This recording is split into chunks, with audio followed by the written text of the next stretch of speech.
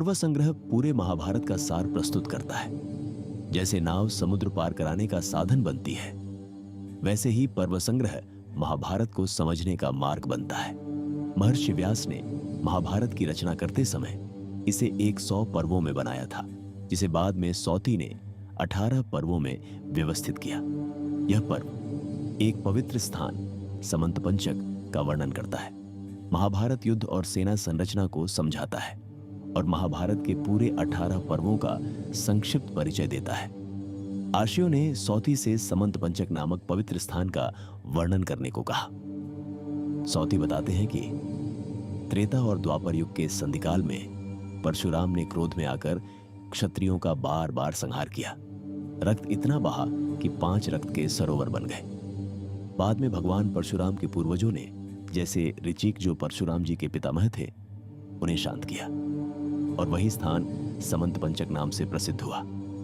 आगे चलकर यही स्थान कुरुक्षेत्र युद्ध का मैदान बना, जहां कौरव और पांडवों की सेनाएं एकत्र हुई।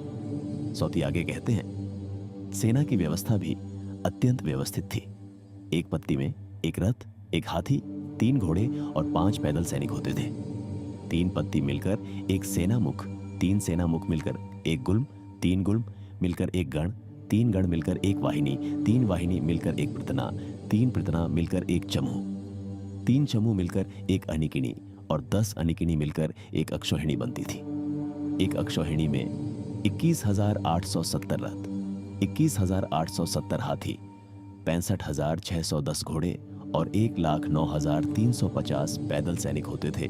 कौरवों के पास 11 और पांडवों के पास 7 अक्षौहिणी सेना थी। इस महायुद्ध में कौरव सेना का नेतृत्व भीष्म ने 10 दिन तक, द्रोण ने 5 दिन तक, कर्ण ने 2 दिन तक और शल्य ने आधे दिन तक किया और भीम और दुर्योधन के बीच गदा युद्ध आधा दिन चला।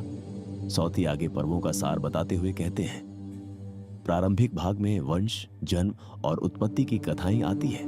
पांडवों का जन्म और द्रौपदी का स्वयंवर वर्णित है। मध्य भाग में राजसूय यज्ञ, द्यूत क्रीड़ा और वनवास और अज्ञातवास का प्रसंग आता है। युद्ध भाग में भीष्म पर्व, जिसमें गीता का उपदेश भी सम्मिलित है।